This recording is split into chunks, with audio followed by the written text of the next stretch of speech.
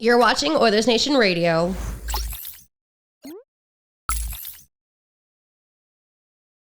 This is very exciting. 5 of us haven't been in the same room in a minute. It's true. Yeah, you're right. I think it's because we did a at-home episode, then BM was gone, and then both of us were on. Yeah, It's true. yeah.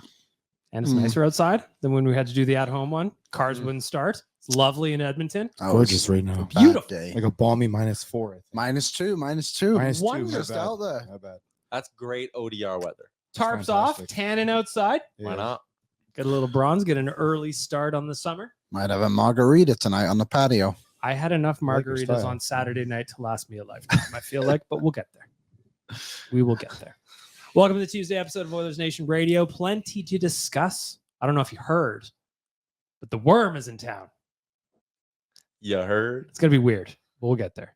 Oilers on a 13-game win streak. We're going to get there too.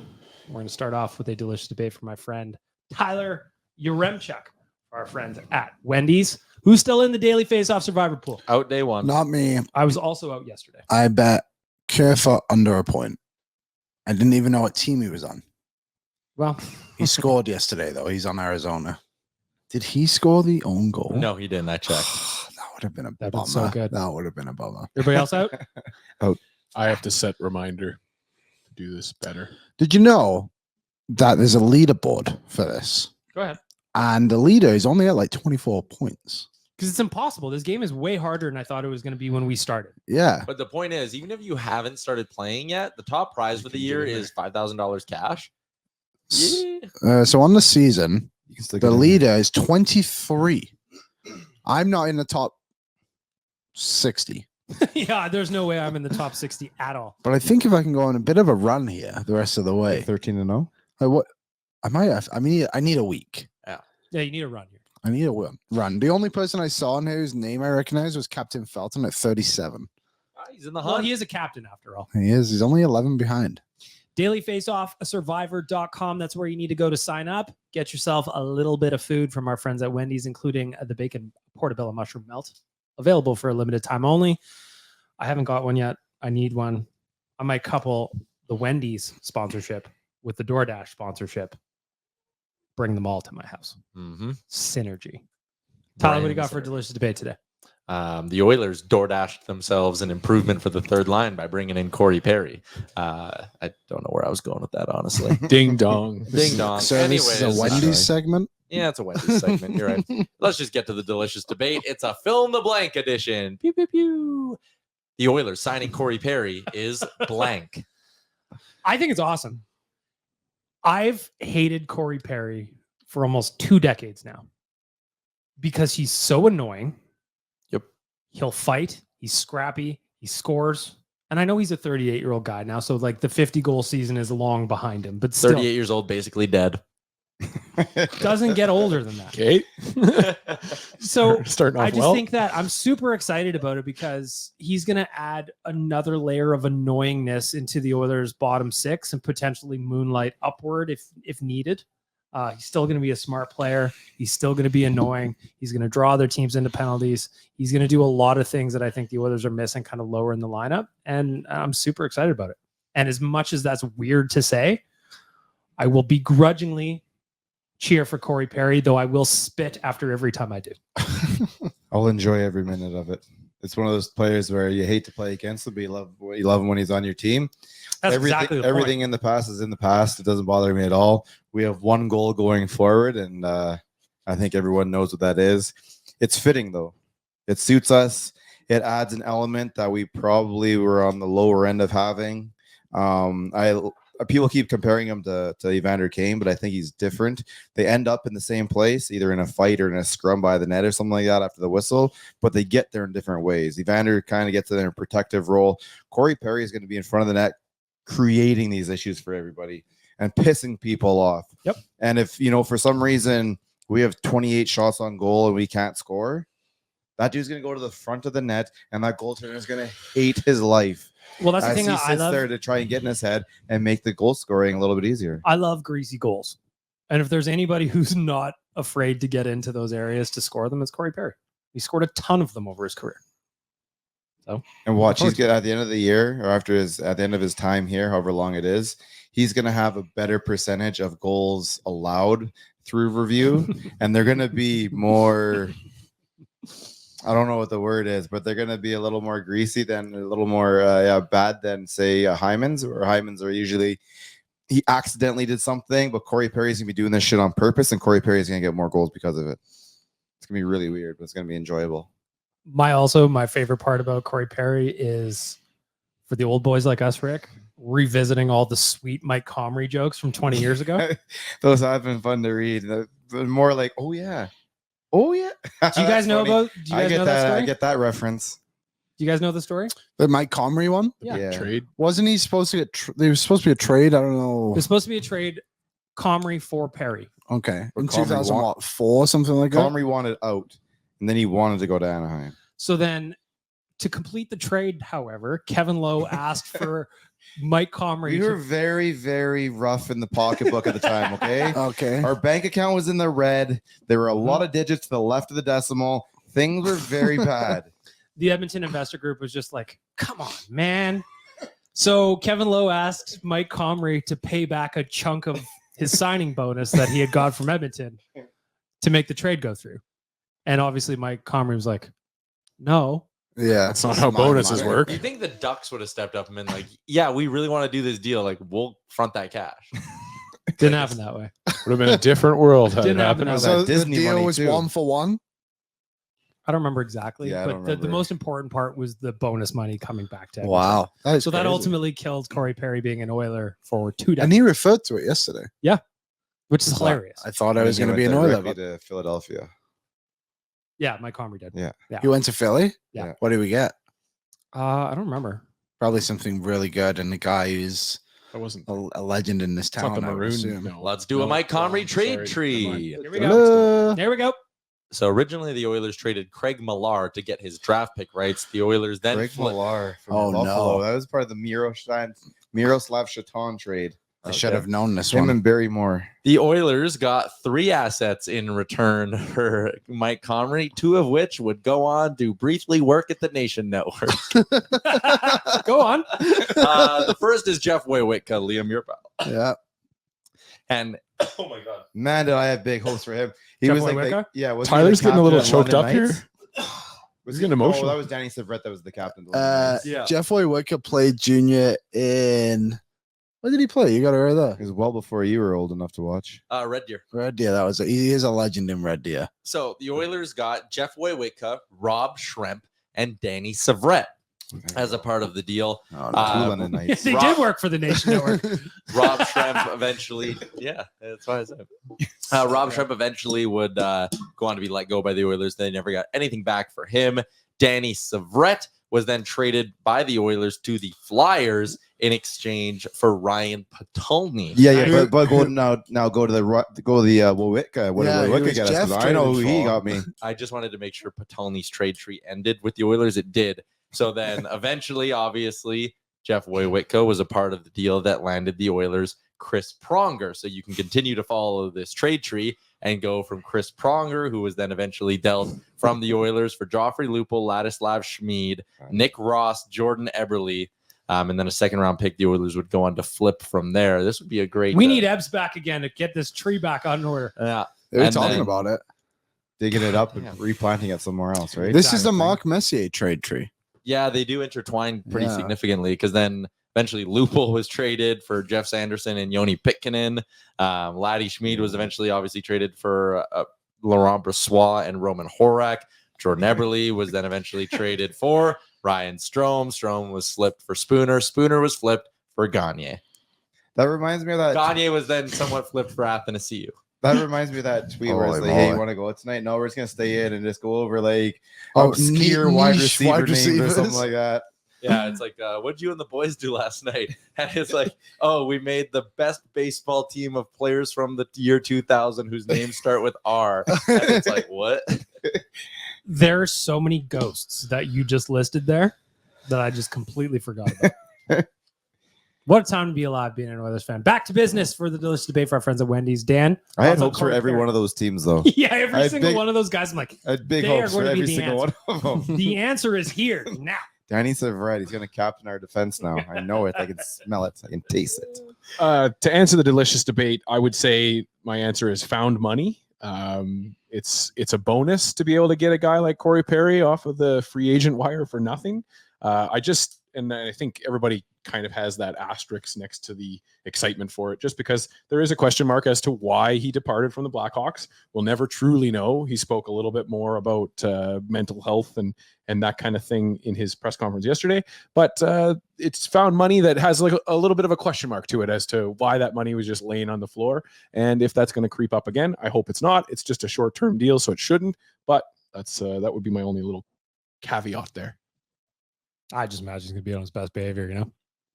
You'd think, There's but he had a big pretty sweet deal in There's a Chicago. big difference between playing with a young team like Chicago and playing with an older team But he that's was a also- cup contender as the Oilers. He was also loved in the locker room by all those guys in the Blackhawks, reportedly, 100%. right? And like, I don't even think it's, and I talked about this in my instant analysis piece up at the Oilers Nation YouTube, where you should be subscribing. And I was like, I don't even think it's fair to lump him in with Evander Kane and Zach Cassian. Like, those were different than this. Virtanen, even, obviously. So yeah, I forgot about that.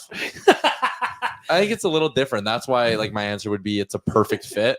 Like, he's exactly what you wanted to add into this bottom six. He's a right winger. He's dirt cheap, and he cost you nothing. Yeah, I assets didn't have to wise trade acquire. assets because now you can use those assets to do literally anything else. And he brings a lot to the room.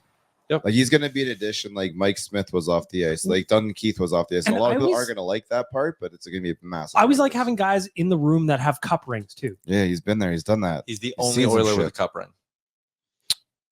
today. Nice to have today. Really? Today. Until June, then they all get one. Who else in there has one? I think Derek Ryan has in U of A rings. Speaking of which, Waz got to meet Derek Ryan last night. Class So ring? excited, beaming. The Oilers now have 3 Hart Trophy winners on the roster. Mm-hmm. How many other teams can even say that? Pittsburgh would have 2. I don't know. Lightning. Tampa Bay Kucherov, have 1. and that's it. Stamkos never got one. No. Even if you did, don't have 3. Now we got 3. Take that. Rest Eat of the it. league. Mm-hmm. Mm-hmm. Take that, Mm. Wade Redden. Not sure where he took some shrapnel today, but What's Wade Redden's trade tree? Probably pretty messed up. what do you got for Corey Perry, Liam? I think it's a good ad. I like that he fills a hole in a place of necessity. Can play a lot of roles. And I think he's going to be great for the Edmonton Oilers. And yeah, that's It about creates, it. it Nothing else creates really to an add. issue for the coaching staff on which forwards to play. No, I think it's a good issue, though. no, 100%. Like, is there a name that fall? Like, obviously, the 2 names automatically are gone now, and Hamlin and Ernie.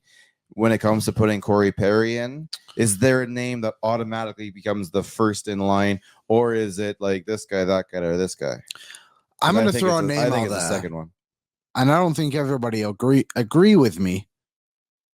But for me, the guy out would probably be Matthias Janmark right now. Which is funny because he's the one playing higher than everybody else. I know. And he's a crucial penalty killer for this team. But you look through it. Does Corey Perry kill penalties or no? No, he doesn't. Derek Ryan scored a big goal the other game against Toronto. Also a penalty killer. Connor Brown has been, despite not scoring, which He's he been may very never, effective he's been other very than good. hitting So Burshy. at this point, like he had a chance against Calgary on Saturday He's night. putting I'm like, right back it just into it. made me laugh. He at almost this point shot it 'cause back it's into like, the goalie's mask. fuck, man.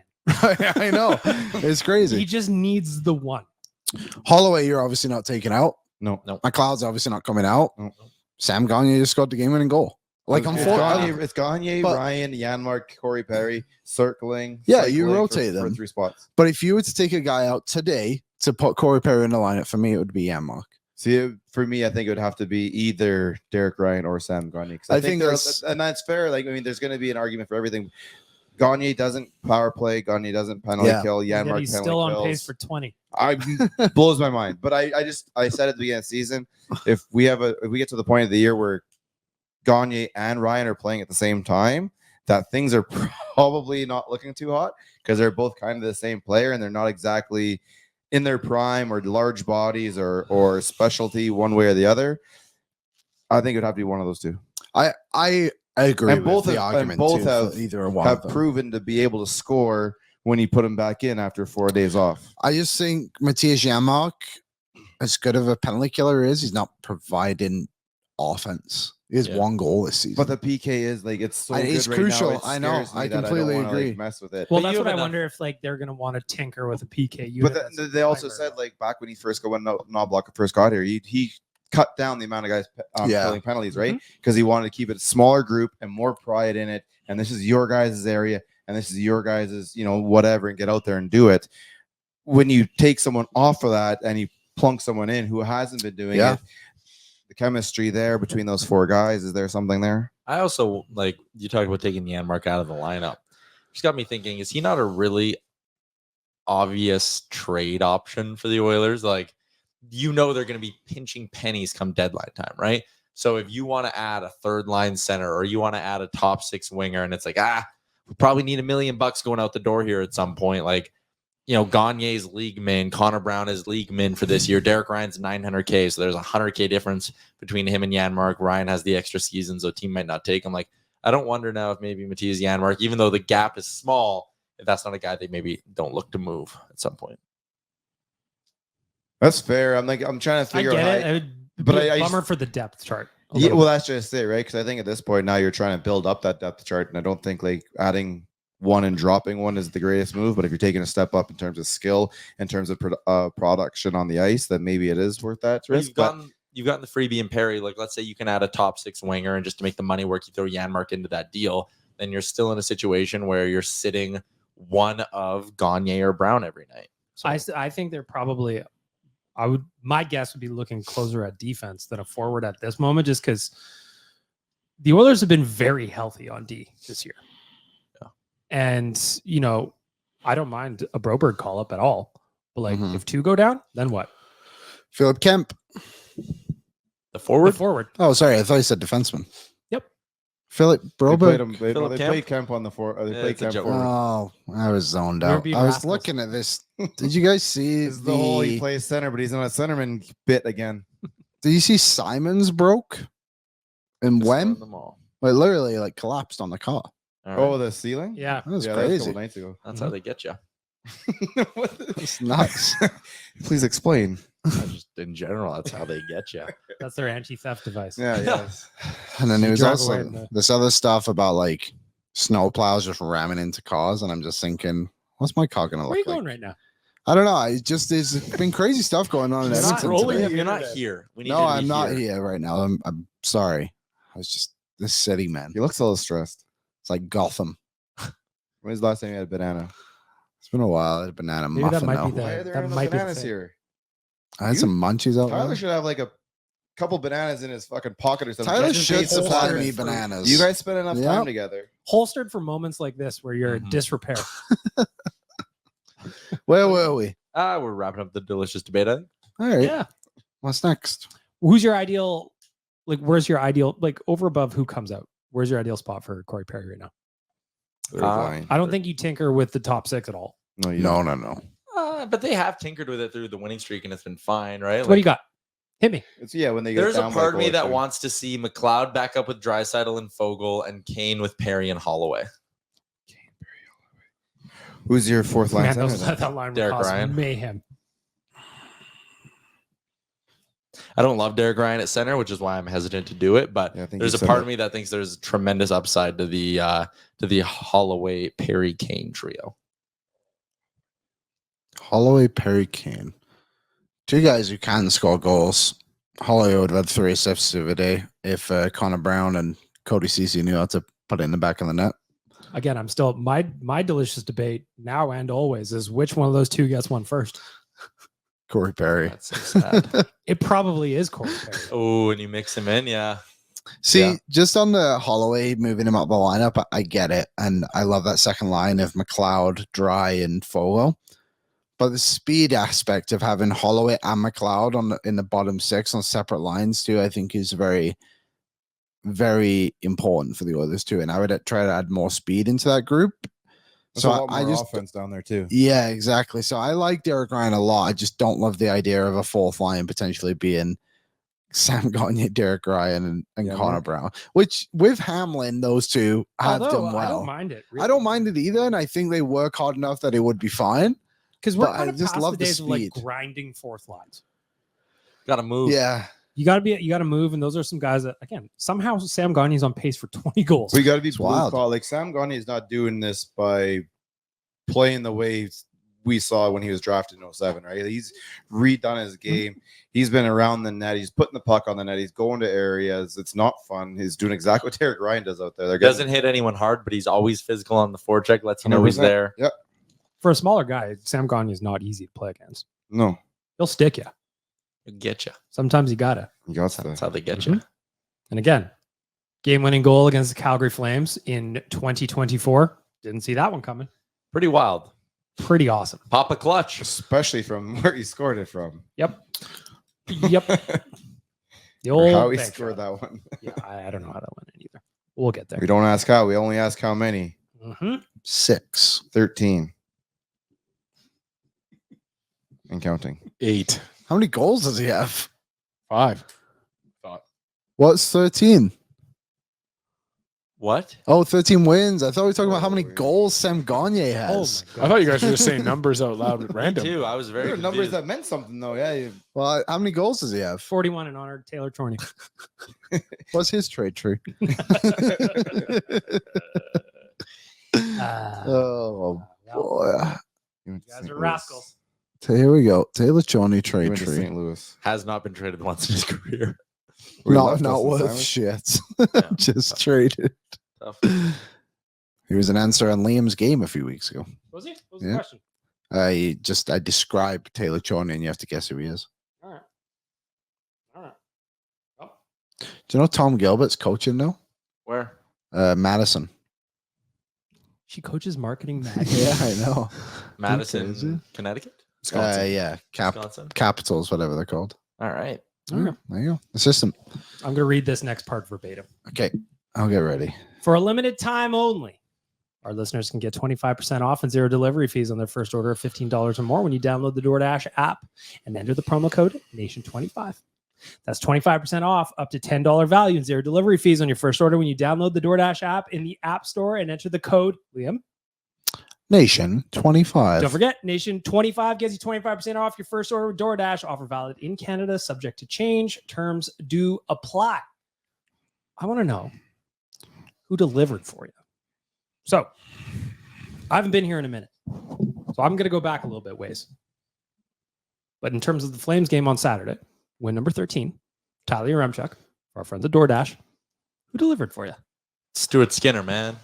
I mean, come on. We keep racking up 2-1 victories. And even when the Oilers gave up the one goal, I wasn't worried because I was like, I think Stuart Skinner is going to be able to make enough saves to keep them in this. Liam, we did the math earlier today on what his third period numbers are in this winning streak.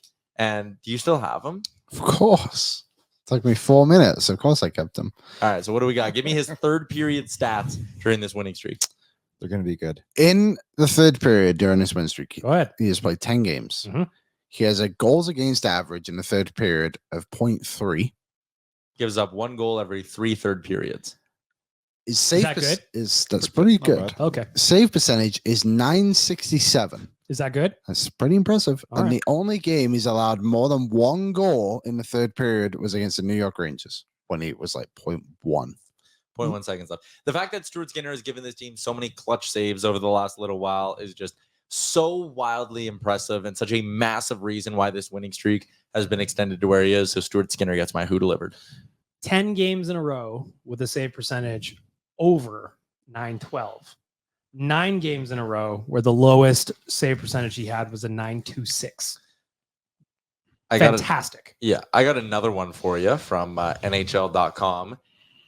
Games started where the goalie save percentage is above 900. There are only 2 goalies in the NHL who have more of those in the entire league, and it's Thatcher Demko and Connor Hellebuck, the 2 guys who are running away with the Vezina conversation right now. 23 for Hellebuck, 22 for Demko, 20 for Stuart Skinner. That's pretty good. And Skinner beat Hellebuck in one of those games. Mhm. Mm-hmm. Mhm. Nation Dan down at the end of the line. Who delivered for you for our friends at DoorDash? It's just going to go to the Oilers fans who showed up in Calgary and just really took over that building. And it was fun to be able to see. We had Kennedy in the stands there showing some video of the press gallery. What is it called? Press level, yeah, getting rowdy and orange and blue. It's just awesome to see. I love to see Oiler fan travel. So Oiler fans showing up, The delivered. best part about like a Saturday night game too with the Saddle Domes, I'm gonna say there's more Oilers fans than there's Flames fans in there. Probably pretty Right damn now close, there yeah. is. 60-40 probably. Yeah. And then you include the siblings all there. Yeah, with the way we're playing right now, it's easy. 60-40. Yeah. Liam, for our friends at DoorDash, who delivered for you? I'll say Dylan Holloway. Didn't look like he missed much of a step. Almost had 3 assists. Grabbed 1 assist, which he didn't really do too much on because Sam going to use a sniper. So I'll give it Dylan Holloway for delivering and giving the Oilers another option in that bottom 6. Tyler, for our friends at I'm skipping. I'm good. You had a bonus one. You'll go last. Rick, for our friends at DoorDash, who delivered for you? I think it has to be Ryan McLeod. I think that was probably the best goal of his career he's seen. I think he's playing the best he's ever seen in his whole career right now. His speed out there is insane. The fact he's like his hands just can't quite keep up to his speed kind of tells you something about how fast he can go. He keeps the defense on their heels. He's out there. He's everywhere on the ice right now. And that goal that he put up Saturday that was pretty. Any surprise that didn't get challenged? It was close. The offside. I know, so I was working, but the one view I saw, it did look like it was gonna be super frame by frame, and they didn't get into the frame by frame, so I don't really know, but it looked like his back edge was still there. Do you guys get the sense that like coaches are starting to get a little bit more apprehensive at challenges now? And I love that because it's the existence of that penalty, right? Yep. Especially almost when you're playing the Oilers and you're like, okay, this is tight. It's 50-50 on there. Do I want to lose this challenge and then have to give them a power play where I can't get any momentum and run the risk? There's a 30% chance the Oilers are going to score on that power play and then put the game out of reach, or do I just say, you know what? We'll get one. What's the automatic challenge on every goal? Isn't there? Don't they review every goal to make sure it was good? Like you don't have to like the coach does, but it's only based on like. Then they just review if it goes over the line. Is that that's okay? Making sure it's. Breaking news: Carter Hart has requested a leave of absence for citing personal reasons from the Philadelphia Flyers. So did Dylan Dubé the other day for his reasons. Different. Both of those players were on. Oh boy. The Hockey Canada Let roster. the rumors Not to speculate too heavily. You don't want to. Allegedly, in our opinion. Same So, team. no, they were. Yeah, But that's actually you not. can't- They yeah, were you on the both same, they were. were on the same team. You can't. Yeah, that's not speculation. That is straight up fact. Well, there's the facts, folks. Yep. That Liam is delivering the news from both WEM and the NHL. Bring up the roster. Let's Okay. Let's see. I want to go back a little bit because I haven't been on the podcast in a minute, but for DoorDash, who delivered for me is the Oilers' resilience. Like I'm looking at the schedule. Yeah, they beat the Flames 3-1 at the Saddle Dome. It was great. They were never down in that game. But if you look against the game against Toronto and the game against Seattle, they were down 2 goals after the second period. Just kept at it, just kept grinding, battled their way back, ultimately won both of those games. By the way, 4-2. Couple of those. Told you it was going to happen. So I just want to give some shout out just to the Oilers as a whole for the resilience and not kind of like folding the tent, even though their starts weren't necessarily as good as you'd like. Like the Seattle game specifically, they were so sloppy in the first period. How many breakaways was there? There was like 3 or something. 3, and Skinner made a huge save on the third one. So I think that just as a whole, their ability to kind of stick with it, find different ways to win during this win streak has been important. So shout out to them for our friends at DoorDash. And what's interesting too is like we know that over the last kind of 10 days here, they've been running on fumes a little bit some nights. Like they've gotten good goaltending and that is great, but there are a lot of nights here where you're like, ooh, they didn't have their best and they squeaked that one out. What's going to happen when the power play eventually gets humming for They're a kind week? of in that little slump they have this time of year every year, except for they figure out how to play defense. Except for their goalie stopping 95% of the shots he's facing. And Yeah, they're finding yeah, ways to score at 5-on-5. And just that one goal, right? So what happens when they do come back? And I was thinking that the other day, same thing, is that they will find their offense again right away. And if it's tonight, then if it's tomorrow or Thursday night, eventually it's coming back again. And then I think some teams have got to be really worried because this team's gonna be very, very, very difficult to beat. 100%. And the fun part is like you can't call them power play merchants right now because they're getting the job done at all scenarios. Their leading goals or their leading point producers at 5-on-5 during the win streak are McLeod and Fogle and Fogle. McLeod. Yeah. 12 Each a for point 12, per game. 13 for 13. You Yeah, can't it's see it. crazy. You can't do that unless you're PK Subban. That's right. That's right. Yeah. Spoiler alert for Friday. He's my cold performer. Yeah. Yeah. Can't play defense. Haven't watched your games. Okay. We'll get there. Stay tuned for Friday. Any other kind of anyone else deliver for you? Tyler, I know you had a bonus one. I had a bonus one. Was it me? Was it Liam? Yeah, maybe it was you. Oh, that'd be nice. I think that's I really had a nice. bonus one. Thanks. Was? What do you have to say? Something happened at the watch party there that you want to give a shout out for? Or? No, I thought you guys did a great job. Yeah, post gaming it up live from the Fairmont JPL. That was a lot of fun. Mm-hmm. We had a live studio audience. They were laughing at our jokes. Quickly emptied. Quickly. It did quickly. Yeah, everyone went on to go do other things. But You know what? When you're at the JPL, I get it. yeah, it makes sense. You know what I mean? Yeah. I get it. I don't think that was a comment on our post game show, Liam. No. I want to touch on something else a little bit before we move on to the Pond Hockey recap. Do you think that signing Corey Perry effectively for free eliminates the need for like the Bukestad trade where it's like a pick and a prospect for a player who's on an Yes. expiring deal, but that they're going to use it to do something like maybe that's assets you use to get rid of Jack Campbell? Like Ken Holland talked about yesterday, it kind of opens the goalie trade market a little bit. That goaltender's been playing pretty well in the AHL right now, so I think you just kind of leave him down there until the trade deadline. If someone's there, you'd make that, but I don't think you try and push it right now. Talking Campbell or Rodrigue? Campbell. He is playing well. I'd still get rid of him anyway. So Well, yeah, You're still trying to look at it, right? But I don't think you have to force it right now and try and No, don't force add it. too much to get rid of him right now. Because if he brings his game back up to a point, you might be able to sell somebody on some magic beans. I love a good bean. So my thing before all this was like, okay, if you're gonna get rid of Jack Campbell, you're gonna have to attach significant future assets to it, and then you're gonna have that cap space, and then to spend it, you need to go spend significant future assets, right? To go get a winger and a center and a D-man and all those things. It's like, okay, you almost don't have enough future assets there. But now, if Dylan Holloway can come up, and I really don't like the idea when people are like, Dylan Holloway's like a trade deadline ad. It's like, well, no, we've been factoring him in since the beginning of the year. He's not really like a If he trade wasn't deadline hurt, ad. he would have been here all year. Yeah. But if Dylan Holloway comes up and proves he can play center at the NHL level, that changes up your deadline plans. Now you've gotten Corey Perry for free, and it's kind of like, okay, if those two things both pan out, then maybe I am more okay with spending significant future assets to get out of Campbell and then sitting there and adding a big name winger to this team. A big win this year? Yeah, right now at the deadline. Who? Come on. Jake Gensel's out there. Tyler Toffoli is Jordan a name. Eberle? Ricard Raquel? I want to aim higher than both of those guys, Eberle and Raquel. Oh, Wow. how dare you turn Wow, your you're back on done. Ricard Raquel. You've How given did you up turn- on yeah, Ricard. 2 seasons you were pitching for Ricard Raquel. Like, and you just literally turned your back on him. every week before the trade deadline for This 6 is weeks. shocking. Who was the guy from Buffalo that was supposed to come here? It's over. Oh, The Drew dream is Stafford. dead. Yeah, that's the one. Yeah. Raquel has like 4 more years at $5 million. It'd be a terrible idea. Listen, The dream is dead. you're telling me you couldn't bring Drew Stafford in here right now in a 1-year deal? For the old people. But I'm more open to it now because you've gotten Perry for free, and because this idea of Holloway playing center now exists. Like, yeah, let's go. Give up whatever you need to get out of Campbell, and then improve this team to the max. That's why I brought up the idea over the last week of like, hey, maybe you look at trading Brett Kulak and just running with Broberg and get an asset for Kulak, and then Kulak's playing well, though. he's playing well, but He's only given up 1 goal in the last 180 minutes played. All That's- situations. that is solid. I didn't make that up. That was in Gregor's game notes. The way you looked at him was like, look what I just said. He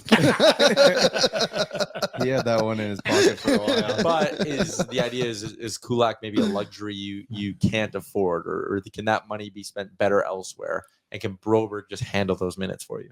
Yeah, you move Kulak for a pick or whatever, and then you use that and CC to upgrade CC. I'll throw this one your guys' way because I brought it up on Oilers Nation every day today. Who says no? Kulak and the first round pick to the New Jersey Devils for Tyler Toffoli at 50% retained. He's a UFA at the end of the year. UFA at the end of the year, pure rental. I'd like some term if I'm being selfish. He's the type of player you might be able to get as a UFA anyways. I would probably be pretty interested in that because I think Toffoli's a guy who can score from the wing, who's like a one-shot scorer. Yep. And I think Playoff guy. yeah, and like if you get Leon a one-shot scorer, especially an off shot for him, where you can hit him on the far side of the ice, I think that could pretty special, be pretty dangerous. I'd love the idea of Jake Gensel. I just have no idea what it would cost because I imagine there's going to be a handful of teams that are looking at Jake Gensel. And he's like $6 million. Like getting him down to the point where you can afford him will be very What hard. type of player is Gensel? playoff guy too. Like I think he's pretty similar to a Toffoli. But no, when he get like, is he He's a a guy who goal knows scorer the way Toffoli is? He can play with skilled guys. Like he's done it with Sid forever. Yeah, but is he going out and scoring the Toffoli type goals where there's shots from the circle, shots from the dot, shots from a little bit further back than that? Yeah. 34 I think that's goals. the type of player that we are able to add would be 34 playoff goals in 58 games, 58 playoff points.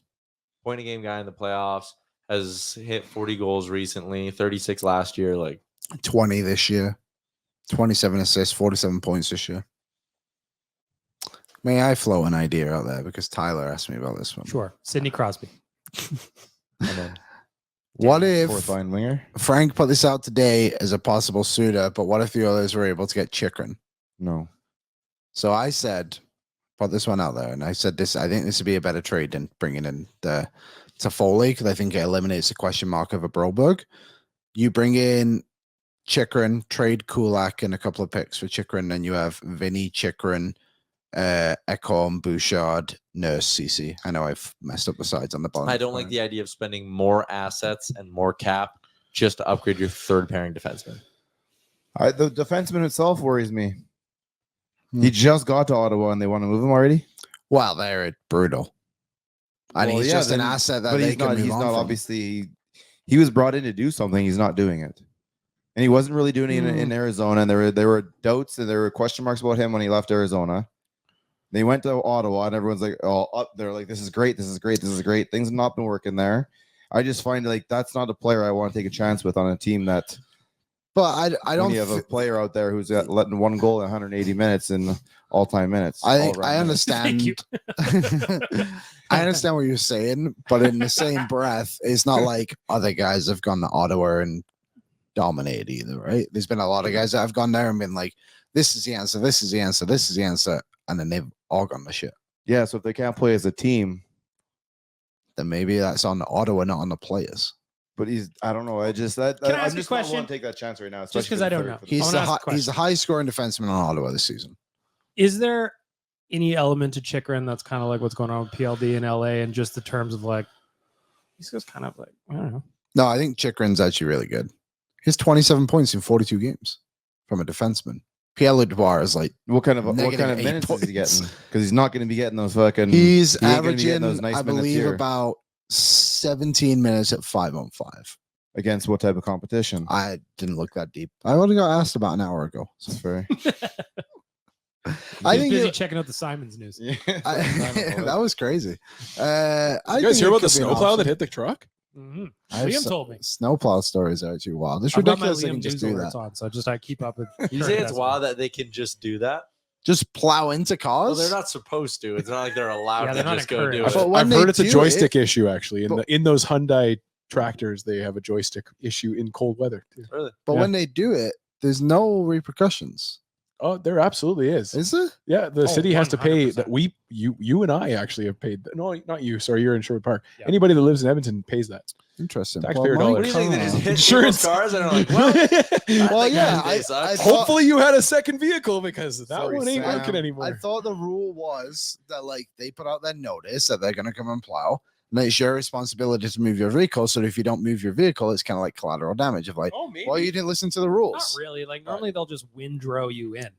Yeah, which is that's a the pain in risk. the ass. I But don't think whatever. I don't think it gives them the green light to be like, well, let's just run over this Corolla. It's like if you're in Well- a bus lane, you're not allowed to just like the bus is not just allowed to ram you out.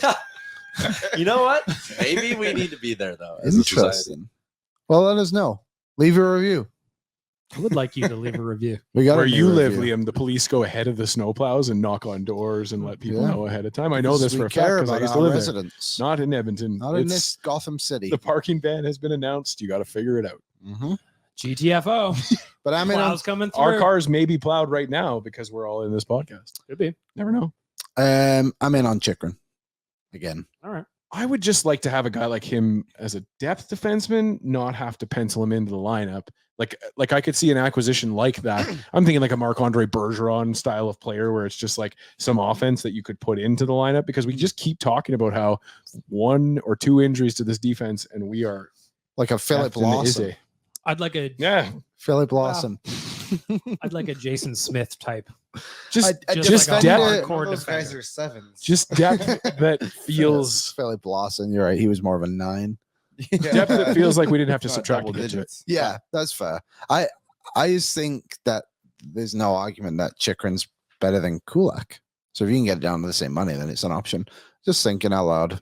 We got to move on. I do think a defender, an actual defensive defenseman, is more important for this team if you can I would upgrade on love a Kulak. defensive defenseman. Yeah. We got to move on. We got to talk about the Jasper Pond Hockey Tournament for our friends at Booster Juice. Fantastic tournament. The activations from Booster Juice with the player of the game was pretty awesome.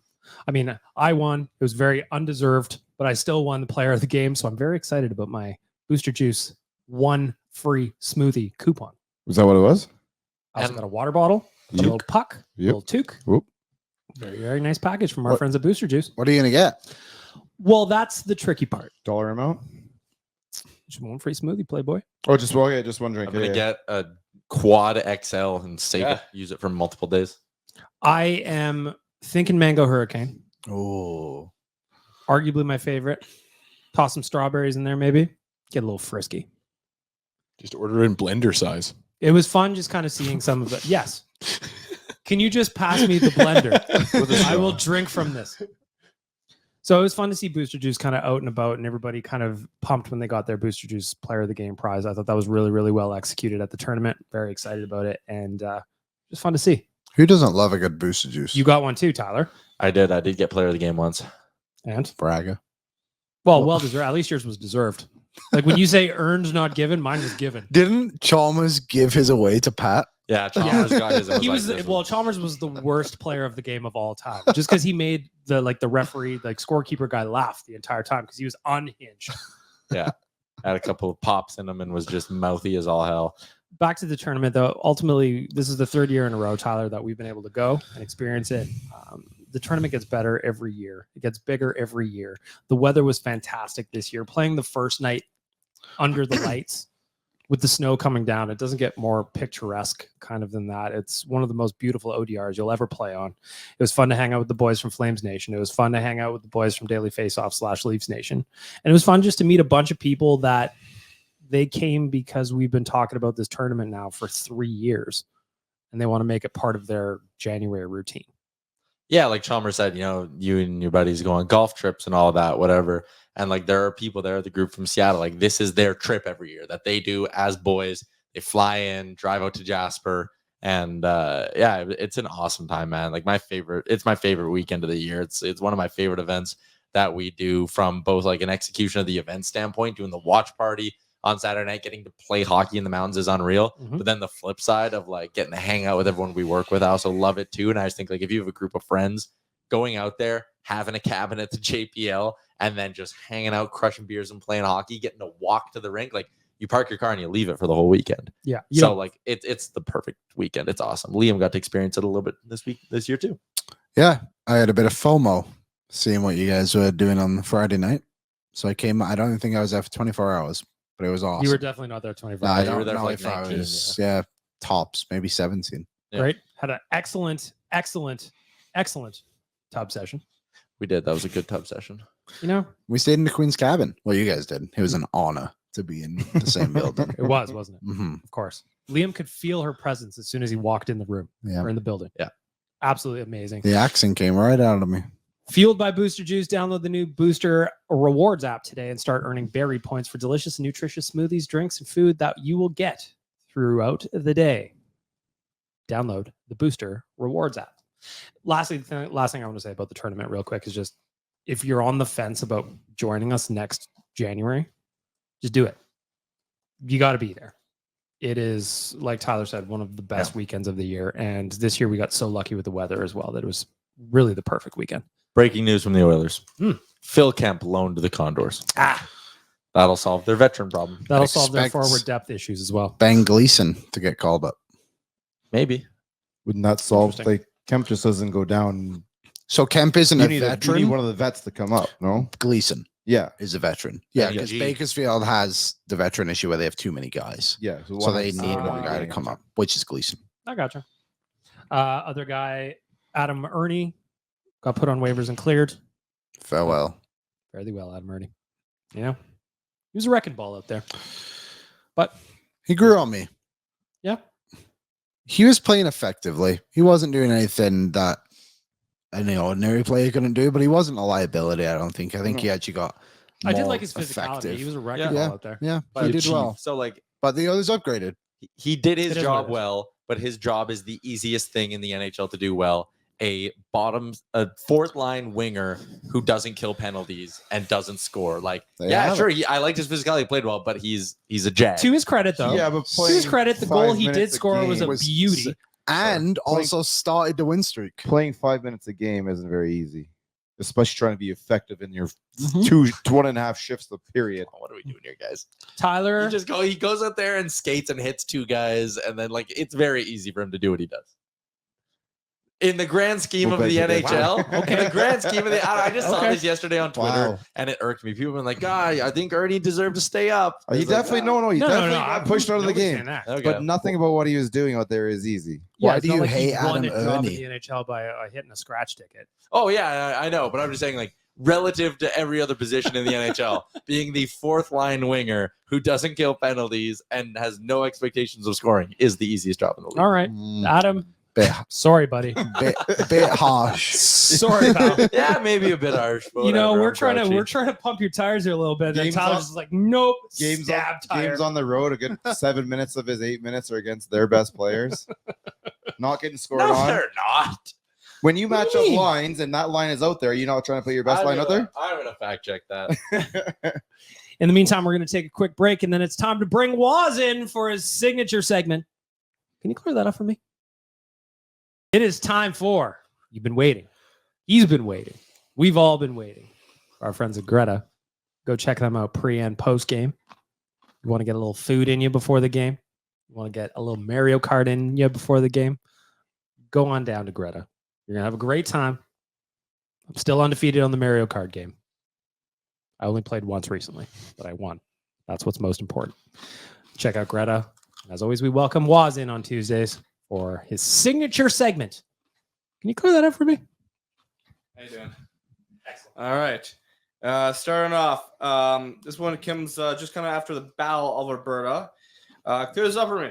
What makes a fan base look bad? Oilers fans were chanting after beating the Flames, "Let's go Oilers, Calgary sucks" in the concourse and everything. And I saw a couple comments saying, "This is why the entire league hates Oilers fans," or "Have some class, you're better than this." I thought it was just playful banter. Well, I mean, Flames That fans. was so mellow. Yeah, Grow up. Flames fans are in a tough spot right now. Performance wise, the team is not doing well. They're watching their brothers and sisters up in the north exceeding, excelling, heading towards the Stanley Cup. It's understandable. What was the thing we did in Vegas that people Exactly. really called This Shame. isn't just- Shame. this ain't- Shame. this isn't just Shame. that. It's one of those things where unless you've been there to experience it, you go, oh, but like in the context That's- of the moment and being there, it totally fits. That's a really good And point. you know what? Eat shit, Calgary. How's that? Anybody Yeah. that's asking that question, would they be standing there in the concourse when the chant is going on with their arms crossed, not doing anything? I guarantee you they wouldn't. Also, like, it's sports. Like, sometimes it's not that deep. Like, not every athlete and fan, like, you don't always have to be protecting people's feelings. Like, Thank you. if you're going to an NHL game, you're allowed to chirp the other team. You're allowed to chirp other teams' fans. The amount Like, of time Calgary has been up here where like there's the let's go Oilers and then Oilers suck, like the reverse of what happened in Calgary. It happens all the time. people are so Go to a Not very European much recently, soccer though, game. because Can't even- Calgary sucks. Yes. they can't even seat them by each other. No, you're literally not even allowed in the same like ways into the ring. So That being said, don't chirp Connor being injured or else I'll fight you. Well, it's also kind of what about Habs fans booing Connor McDavid? Is that kind No of it problem. builds an It was atmosphere. Well, that was No that was in their problem. own building, I thought it was- so Go for it. fair game. we Boo won him. He's the best player rivalries. on earth. He got into a primary assist on the game winner. Great job, Montreal. I did like, and it's one of those things. Like, as a home team fan base, like that's the challenge: is you're supposed to get more excited than we are. You know, do better. This next one comes all the way back to the Chicago game. Can you clear this up for me? Does Connor McDavid whine? I personally don't think he does. Some hockey fans tend to view him as a whiner with how he talks with the officials. What would whining look like to you? That sounds to me like people who are not old enough to have watched Sid play when he first came in. He was a huge one. Connor doesn't complain that much. Captains talk to refs That's- all the time. It's literally his job. He has Grow a letter up. on his jersey to say that he has to speak to the referees. That would mean that it's not whining. Grow up. But also, like Sid when he was first in the league and Connor when he was the first in the league, they take more shit than any other player. They get hooked and slashed more than anyone. Do you disagree, Rick? Oh, Absolutely not. oh, I You're thought 100% you were right. disagreeing. No, But right, like if anyone's allowed to complain, it's the best players because they in the NHL they are shafted in the way they're treated by the officials. 100%. If you see like LeBron James does not take anywhere near the amount of shit in his respective sports as like the stars in the NHL do. Sure, it looks like he They does though. They protect, well, yeah, of course, but he sells it. They protect their stars in that league way more than the NHL does. Connor does not whine. Give me a break. I would call those people who say The Connor whiners? David whiners whiners. Exactly. Yeah. It was like- Also, let's look at the penalty. What game did they say it that was one? Chicago, the offside. Remember, he had that kind of viral Okay. go. Yeah. And then there was also the one against Seattle the other day where he like slashed the guy and he barely touched him. Like, and Sorry, he you complained about it because it was a horrible call. But whiners be whining. There you go. Takes one to no one. Yep. Next one comes down to goaltending. The one thing I was trying to, I thought this next last week when they played Detroit. Are we getting a little too comfortable with Skinner and Pickard? More so Pickard with as a backup. I feel like he hasn't been too great. Games against Florida, New Jersey stand out. Can you clear that up for me, or even educate me? Sorry, can you repeat the question? Basically, are we too comfortable with Pickard as the backup? No, there's just nothing else they can do right He's now. got a 903 save percentage. He's been good. I think what you're trying to say is there a better option for us? And the answer is still no, other than maybe Rodrigue. But that was I think that's kind of been quelled since every time Pickard comes in, he's pretty damn solid. Like, yes, he's not ending the world and not making us He's backup make a decision goaltender. between him and Skinner, but he's great in his position. Also, let me just say, like, in terms of talking about acquiring a goalie, part of it is, yes, Pickard's played fine. Part of it is Stuart Skinner's been elite. Yeah. And I'm sitting here going, you're never going to get an upgrade on Stuart Skinner on the trade market. So this team's going to go as far as Stuart Skinner will carry them from a goaltending perspective. Don't waste assets upgrading Pickard. Make the team in front of Skinner better with those assets. Objectively, Calvin Pickard has won 4 of his last 5 starts. Hasn't he else do only lost one game? Actually, What else do you want your backup goalie Exactly. to do? And your backup. He's not even like a true backup. He's like a true number 3, I think, in this league. and he's And allowed, playing really, really well. and he's only allowed 13 goals in those 5 games. yeah, for these him, are so. just people wanting to pick on little things for no real reason. Yeah. Yeah, was. Nice Good one, one, Waz. my Oh, next that one- cleared up for you. Why do you hate the team, boss? Next one here is I don't know if you guys saw this today, but Matt Larkin put out a tweet that ruffled some feathers. He said the Oilers are playing well even with Woodcroft. They just weren't getting saves. The new coach turnaround equals to just having your goalie luck normalizing. Is that true statement? He's basically saying Knoblauch has helped, but is essentially being overhyped. But the goaltending didn't normalize in a weird way too. It excelled everything. You know Everything what I mean? is Like, better. I I don't feel think like that's fair to label The it. part of defense what- has been better. The Part of what plays Matt have been said healthy. is true, but like you got to give Kris Knoblauch credit for a handful of things. Like the PK has improved dramatically. We talked about his willingness to stick with line combinations, even though things aren't going perfectly. He doesn't go back to the McDavid Draisaitl well. Like after PKs, of course, chuck him out there. I love to see it, but I think that he deserves a lot of credit. And I say that as somebody who was rattled when they got rid of Woodcroft because he's a very good coach. Yes, some of the Oilers stats have kind of regressed to the mean, but ultimately, I think not giving Kris Knoblauch credit when he's won, what is it now, 21 of 24 or something I like think that. he's lost 6 games. You got to give the guy a little bit of credit. I think another thing for it too is also, okay, so yes, your goaltending is playing better than it should. You're getting the depth scoring is off the charts right now. The defense is moving the puck better than we've seen it before. We haven't seen Darnell Nurse play this well for a long time. Bouchard's having a career year. Your goaltending, like I said, is off the charts. And it's just like you have the penalty kill. You have all these things going well for you. And then we just want to sit here and be like, well, this all would have happened if Woodcroft was here. I just don't think that's fair to the work that Knoblauch, Coffey, Stewart, and what's the other guy's name? The guy who's been there forever. The Teflon Don. How do I not know his name? Glenn Gulletson. The work they've been able to do with this team over this game stretch is unreal. And Nobody thought they were going to go on an 8-game win streak and a 13 potentially plus game win streak. That is hitting the charts, but this is down to the coaching staff, I think, and I do not believe the Oilers would have hit these same heights with Woodcroft. The team.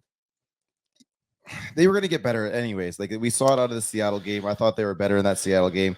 I thought really that saved. Except that shot prop in the third period. Well, that's fair. That's fair. But yeah, that wasn't going to go your way. No, I honestly thought after that game that Woodcroft was kind of like good. I thought the team kind of like corrected themselves. I thought we get another game or two out of it. They made their move. I think Coffey has definitely done a lot with the defense. But overall, I think the team is playing better on the ice, and that's to the players with the skates on, and it's to the coaches. It's to the entire organization. I just think that the statement from Larkin that is the part of it that's true is just the overhypeness, I guess, just because, like you said, Rick, and I think Oiler fans to a person would say that they didn't believe that first 13, 15 game pocket of the season was indicative of what they actually had on the ice. And so that's where the hype comes into it, I guess, so the overhyping. But I don't think even Larkin is taking away from Knoblauch. I guess I have a different context because I talk to Larkin as much as I do. He always, right at the start of the season, he goes, the Oilers do not make sense to me. They are so much better than they're playing. They're going to be fine. And then when they fired Woodcroft, I remember him going, I was just like, puzzled. But ultimately, I don't think he's shitting on Knoblauch here either. No, like Knoblauch and them have made some really good changes. PK's better. I love the way he uses McDavid and Draisaitl. I think it's so much more effective in the grand scheme of things, but they would have made the playoffs with Jay Woodcroft. I will stand by that. I will not move off it. Anyone who thinks that Jay Woodcroft suddenly forgot how to coach after taking this team on a run where they won 3 playoff rounds in the span of 2 years, which is impressive to do in today's NHL. They would have turned it around with Woodcroft. Would it have been to this level? No, maybe not, but they still would have been fine with him. This team probably makes the playoffs without a coach. Without a coach? Just letting Connor and Leon do whatever they want. You know what? A player coach, we're overdue. We've not tried that yet. We can rotate next year. ourselves out there. Whoever has the night, whoever has time to stand on the bench for a couple hours. Nuge has played for so many coaches at this stage. I feel like if you're going to do it, you can just step right in. It just feels like a lot of the stuff Knoblauch and his staff have implemented into this team just wasn't there before. Even like small things like limiting the amount of players on the penalty kill. And now all of a sudden it's at like 90%. Vincent Desharnais telling him to make passes instead of going glassing out. It's like small details like that have made this team significantly better. And I'm obviously not going to sit here and act like Jay Woodcroft wasn't an excellent coach for this team and took him to different heights. But I don't think they'd be at this point with Woodcroft right now. I really don't. I think they'd be in obviously a lot better than what they were. But I really think Knoblauch is probably giving him a bunch more wins than they would have got. No 13-game win streak with Woodcroft? No. Perfect. It never happened. Didn't happen with Sather either, though, to be fair. There you go. There goes Waz for his signature segment. Can you clear that up for me? Not even George Burnett got us a 13-gamer. Think about it. It's crazy stuff. There's only one thing better than sharing memories. That's making new ones. Alberta Blue Cross Travel Insurance. Protect your memories and more wherever travel takes you. Visit ab.bluecross.ca/travel for more information. We are less than 1 month away from hitting the road and going to Arizona. We're going to watch the boys play teeny tiny little barn. So little. And I'm very excited about it. The closer we get, the more excited I am to go, because the experience of watching an NHL game in a rink that small is going to be so cool. Are we working on our itinerary yet? Because I just noticed it's like a 1 or 2 o'clock in the afternoon game. Really? Yeah. Well, it's 2 o'clock on our app right now, and I just don't know if it's 2 or. I think they're an hour ahead. Sometimes, but sometimes I think we're. It is currently 2:38, same time. Same time. Oh, so wow. 2 o'clock game. Yep. All right. So now we really have to stick to the 1 before 10 or 10 before 1. Yeah, I mean, we've been pretty good at that anyways. Well, it's something to consider. Go to nationgear.ca. We still got a couple of spots left. There's a couple of different packages for you. There's the entire one where you can get your flights with us, or if you're going to be down there, we have a hotel and tickets package as well. That is the flightless package. So there's a couple of those available for you on nationgear.ca. Let's wrap up the podcast, boys, with a preview of tonight's matchup against the Columbus Blue Jackets. Oilers looking for a 14th straight win. What are you expecting, Liam? What was the vibe on Oilers Nation every day for today from the boys and from the chat? Well, we just spoke about trades for most of the episode, but that was Held to the floor tonight, though, right? Yeah, I think I think they got to find their offense, which is a crazy thing to say about this team, and I think this is an opportunity to do it. So I'm looking for them to get out there in the first period and have a really strong first period and get the ball rolling. So Jay can hit his Oilers win every period bet. Ooh, plus 450. Mm-hmm. Yeah, I love those. That's a good sweat too. I love that bet. Tyler, what do you think? Yeah, I just kind of the same as Liam. Like, I'm not worried about this team defensively or anything like that. I think the only way they lose tonight to Columbus is if they get goalied, and at some point their luck will run out. They will lose a game eventually. Nope. But you look at this run this week: Columbus, Chicago, Nashville. These are all very, very winnable hockey games. Go get the job done. How nice it will be to roll into the All-Star break after a perfect January, and it's doable. It is absolutely doable. I just think for me the Can most we say important it? thing is don't look past what's got to happen tonight. Yeah. I'm allowed to. You are, but the Why? boys can't. Because I don't have to do anything on the ice tonight. I can look Fair. past it. But I don't want to see them have a period like they did against Seattle where they're giving up breakaways on breakaways on breakaways. They got out of it. Stu bailed them out, especially on the third one of the period. But if they hit the ground running from period one, there's no reason they can't win tonight.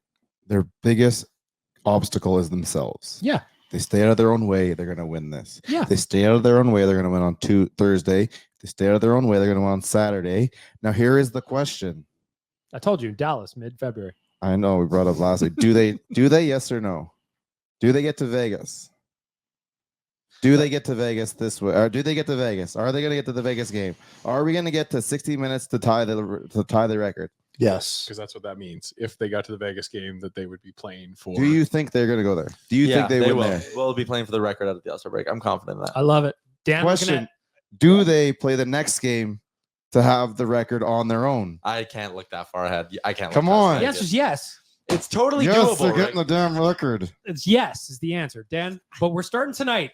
Yeah. CBJ up first. Yeah, I think that tonight's a perfect night to just get your offense going. The highest scoring player on the Columbus Blue Jackets. Anybody? Can you guess who it is? Johnny Gaudreau. Still Boo Gaudreau Jenner? with 29 points. Oh. Who is Johnny it? Gaudreau. Johnny Gaudreau. 29 Gugu's points. having a rough year. Wah, wah, wah. So it's a night to go out and light up Elvis Merlikins, make him get that trade offer, get down lower. But Can I just quickly on the topic of rattling off the wins? If they were to win out this week, and then if they were to Yeah. beat Vegas, Yeah. we love the Oilers, but we can all recognize objectively hilarious if you lose to the Ducks with an NHL record on the line, How right? dare you? No, Would be, no, Tyler. would be very, very funny. See, You want I- to know what my I biggest think- problem is with this win streak? I'm looking at our friends at Betwix. I'm 19 plus, could do so responsibly. Money line minus 400, puck line minus 205. It was not that long ago that we looked at the Edmonton Oilers to win the Stanley Cup, and they were plus 1,600, plus 1,400 in that area right now. They are now the leading team in both 365 and Betway at like plus 600 or something like that. For the record, I have them both at like 1,500. stands to reason during a 13 game win streak. that Drives you me would- nuts, Dan. No, that's just it though, because when we Right. were playing like trash, Vegas really didn't change the odds for us to win a game. Like we were in Vancouver trying to bet on the Seattle game, Just remember, and we were looking at the numbers, and it was like we were 9-4, not 3-9 and whatever the hell we were. It's always going to be the public that's going to tell Vegas what to do, though. So it's like one of my bets that I've really liked lately is money line, and especially during this run, money line and over 5.5. Minus 136. We pump it up to 6.5. It's minus 103. Like, Minus The Oilers have 103 also for been a 7 sneaky goals. good under team. yeah, Oh, that's a lot. life's too short to bet the under. Connor McDavid power play point minus 105. Let's go Betway. I got Nugent Hopkins power play point. This team plus comes out and 120. plays the way they have in the last 12 games, where they're allowing 2 or less goals. They're gonna be just fine. Columbus, and this what's could easily, Columbus under 1.5 goals as a team. yeah, that's. I hate those bets, but that's one of those bets you might want to look at right now. Where do I find that? Even if they did something stupid and came out and scored in like the first 45 seconds or a minute and a half, like we've seen before, we've seen teams do that and then not put up. Oh, another I one the see rest of the game. Columbus 2.5. Oh, what's that? What's the under there? Under is minus 125. Okay. At 2.5. Yeah, Yeah. 2.5.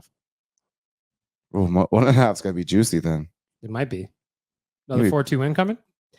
Honestly, I see it 4-2-5-2.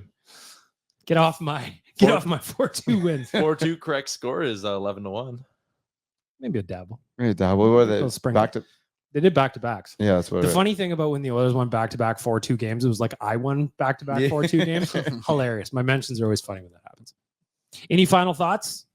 Beating the Columbus Blue Jackets, extending 13-14, extend the Canadian win streak record. It's unreal, man. I think they're going to get her done tonight. One key to victory, Dan, and a score prediction, please. It's going to be the shot total, I think, in the first period. You got to see over, like I'm expecting to see over 15 shots from the Oilers. My final score prediction will be 4-1 Oilers. Liam, one key to victory and one score prediction, please. Score lots of goals. 5-0 Edmonton Tyler, Oilers. same question. Yeah, crush their dreams early on, kind of like Dan said, and I will go with a 6-2 victory. Rick? Just play a strong 200-foot game. You won't have any issues. -1.5 is plus 210. Ooh, maybe. And what's the score prediction for you? Well, let's go 5-2. I'm going to go 4-2 win. Tuck that in the bank. And I think that just because you're playing really well against a shithouse team, just keep playing a simple game. Pucks to the net, get greasy. But they just Get got those that goals. little prod in the ass again with They're the all Perry beautiful to edition, me. right? Sure. Like, you can't get too lackadaisical right now. You just had a big move. You brought up Holly, brought in Perry. It gives you a bit of that electric bolt again to keep pushing it forward. There's no complacency taken in. All I'm saying, play a simple game. They've got this. No problem. Easy breezy. Easy peasy. Cover girl. That is the Tuesday episode of Oilers Nation Radio, everybody. Enjoy the game. We'll talk to you on Friday.